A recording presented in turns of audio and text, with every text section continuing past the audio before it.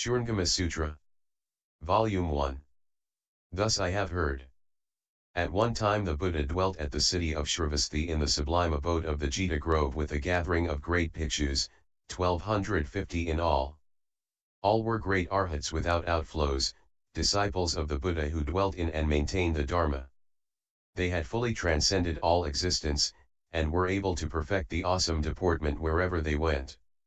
They followed the Buddha in turning the wheel and were wonderfully worthy of the bequest. Stern and pure in the Vinaya, they were great exemplars in the three realms. Their numberless response bodies took beings across and liberated them, extricating and rescuing those of the future so they could transcend the bonds of all mundane defilements. The names of the leaders were, the greatly wise Shariputra, Mahamadgalyayana, Mahakashtila, Purnama Itrayanaputra, Subhuti, Upanishad, and others. Moreover, numberless Pratyeka Buddhas who were beyond learning and those of initial resolve came to where the Buddha was.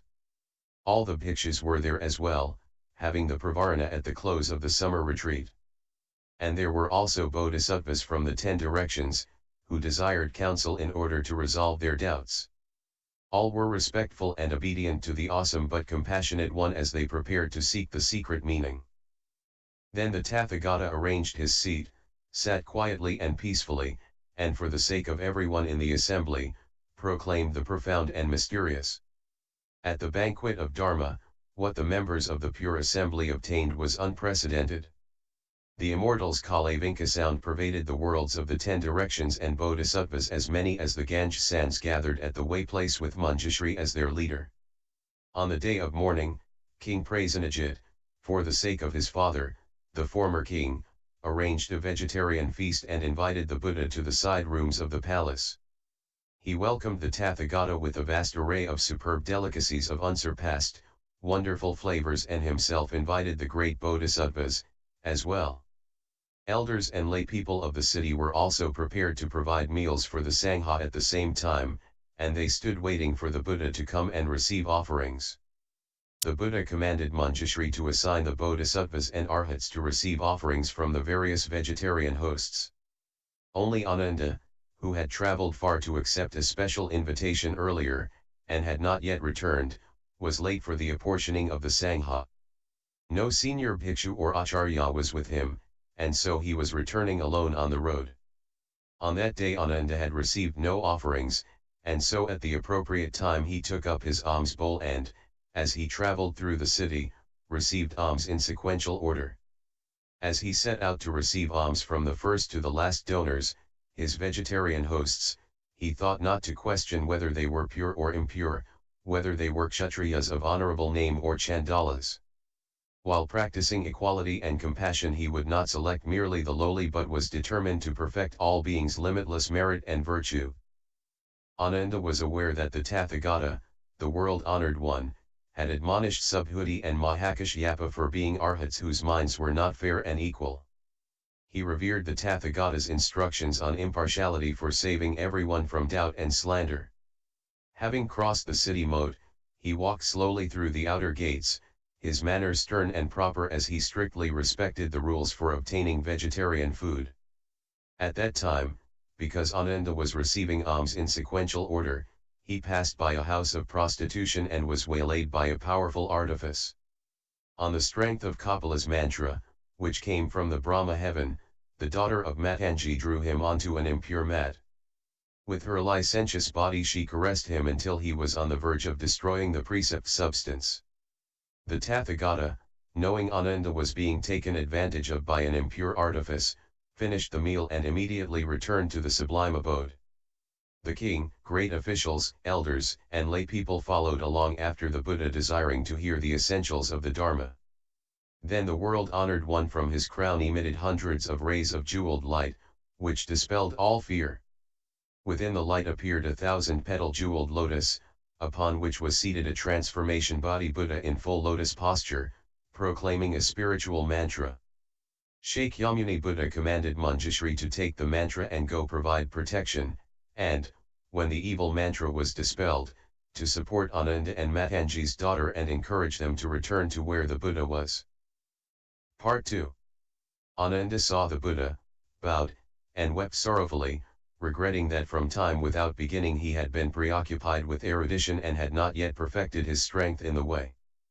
He respectfully and repeatedly requested an explanation of the initial expedients of the wonderful Shamatha, Samapatti, and Dhyana, by means of which the thus come ones of the 10 directions had realized Bodhi. At that time bodhisattvas as numerous as Ganges sands, great arhats, pratyekabuddhas, and others from the 10 directions, were also present. Pleased at the opportunity to listen, they withdrew quietly to their seats to receive the sagely instruction. Then, in the midst of the great assembly, the world-honored one extended his golden arm, rubbed Ananda's crown, and said to Ananda and the great assembly, "There is a samadhi called the King of the Foremost Shurangama at the great Buddha's crown replete with the myriad practices. It is a path wonderfully adorned and the single door through which the thus come ones of the 10 directions gain transcendence. You should now listen attentively."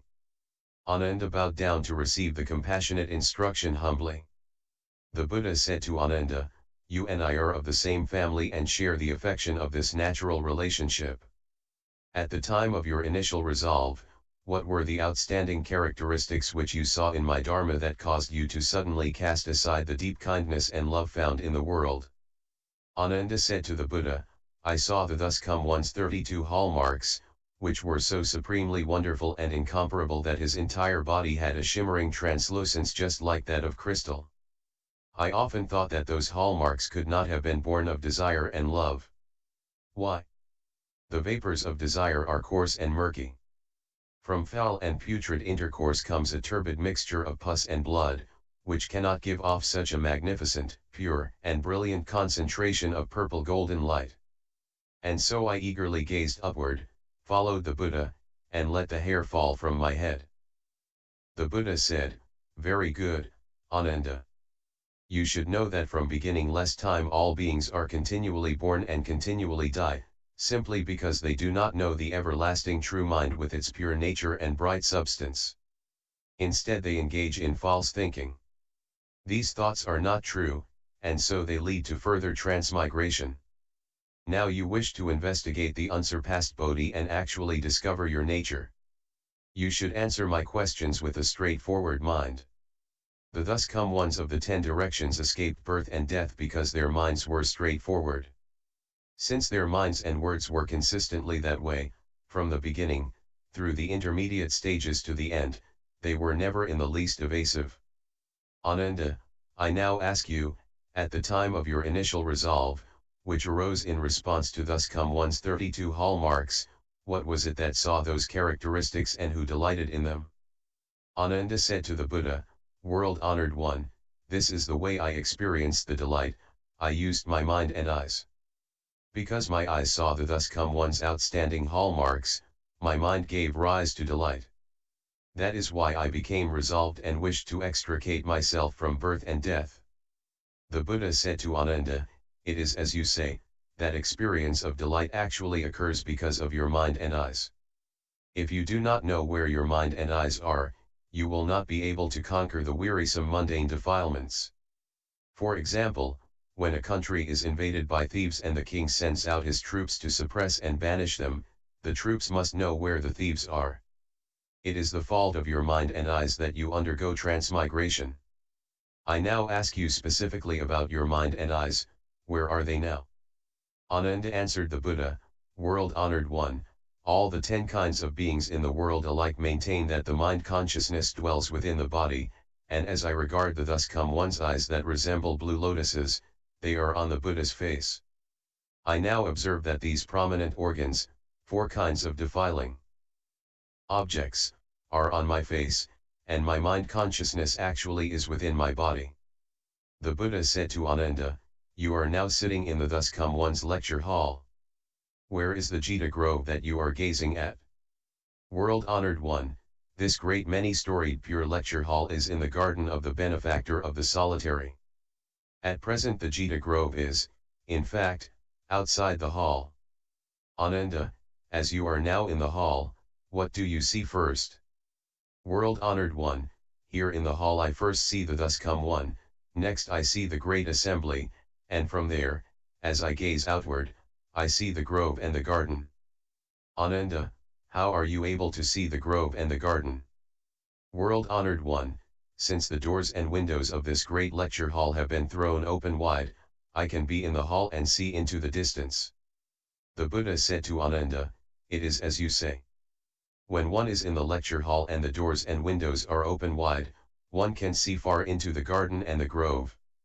Could someone in the hall not see the thus come one and yet see outside the hall?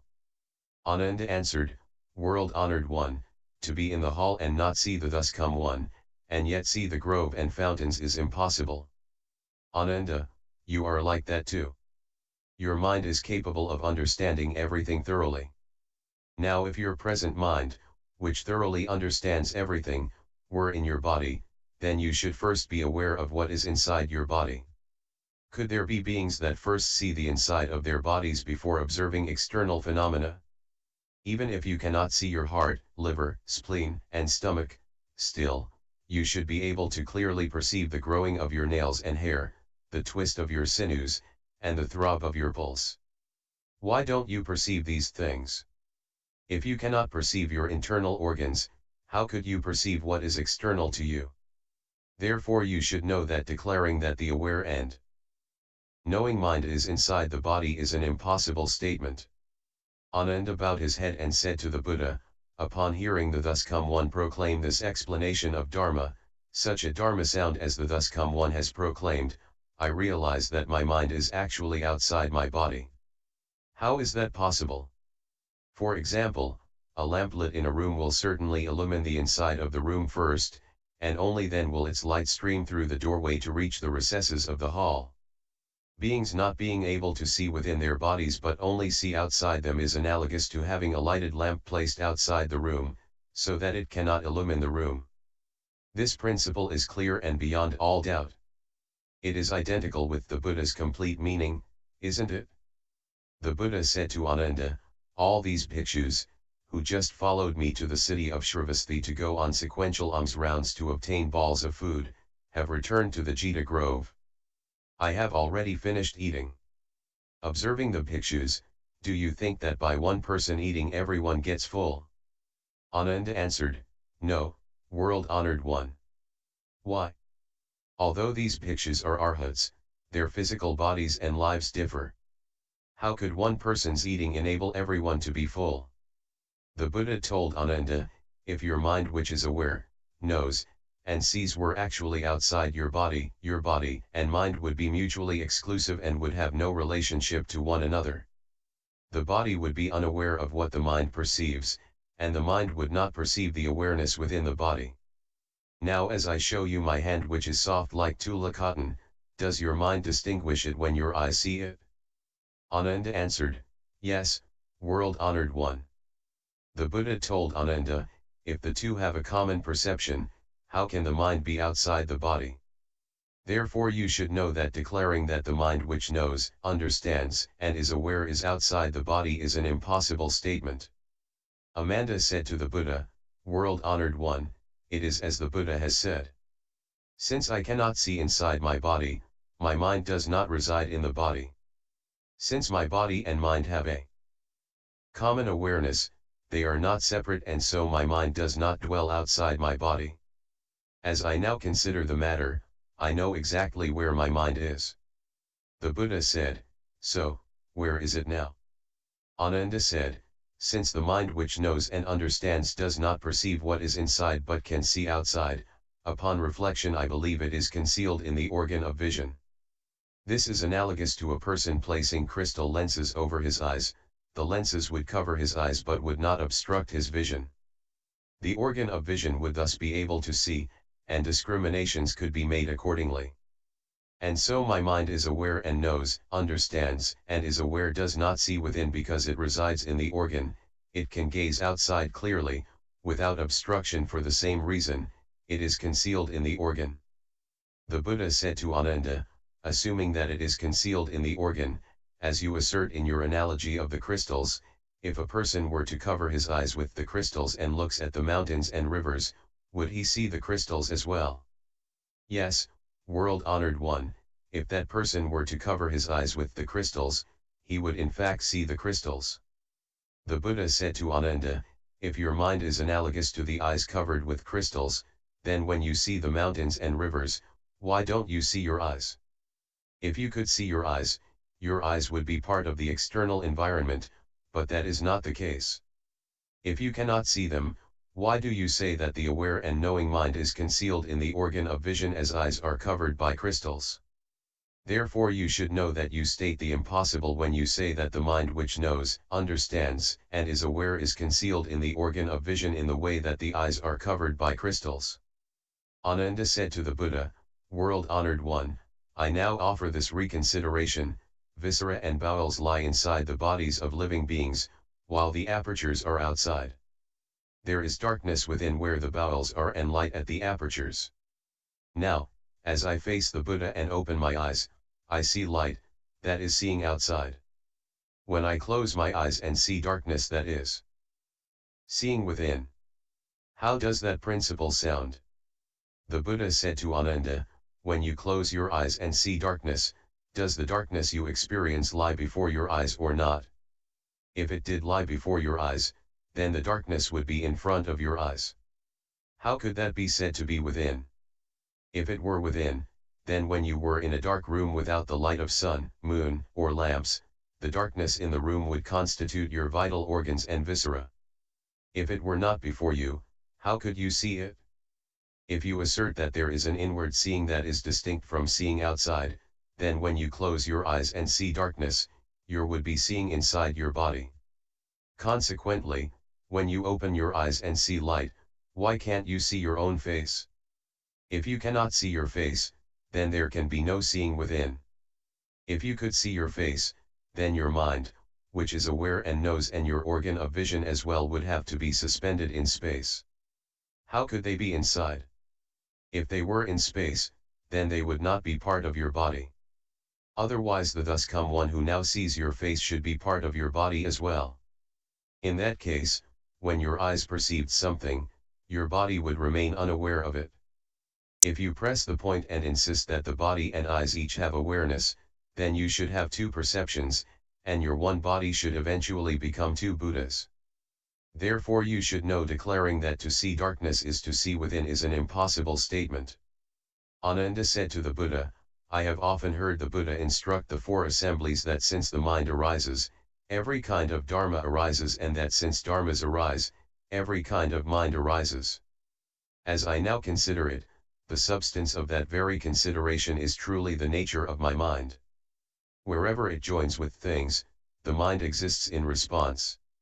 It does not exist in any of the three locations of inside, outside, and in between."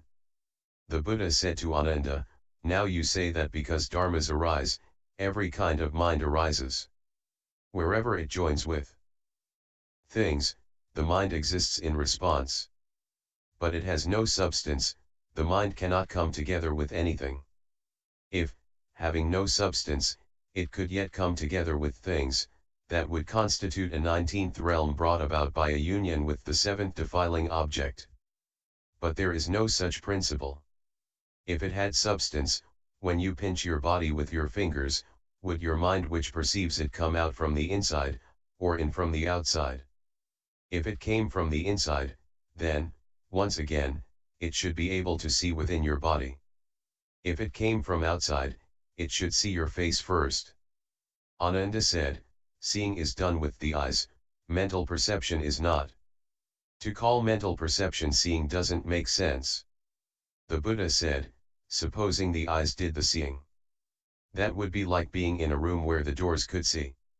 Also, when a person has died but his eyes are still intact, his eyes should see things. But how could one be dead if one can still see? Furthermore, Ananda, if your aware and knowing mind in fact had substance, then would it be of a single substance or of many substances? Would its substance perceive the body in which it resides, or would it not perceive it? Supposing it were of a single substance, then when you pinched one limb with your fingers, the four limbs would be aware of it. If they all were aware of it, the pinch could not be at any one place. If the pinch is located in one place, then the single substance you propose could not exist. Supposing it was composed of many substances, then you would be many people. Which of those substances would be you?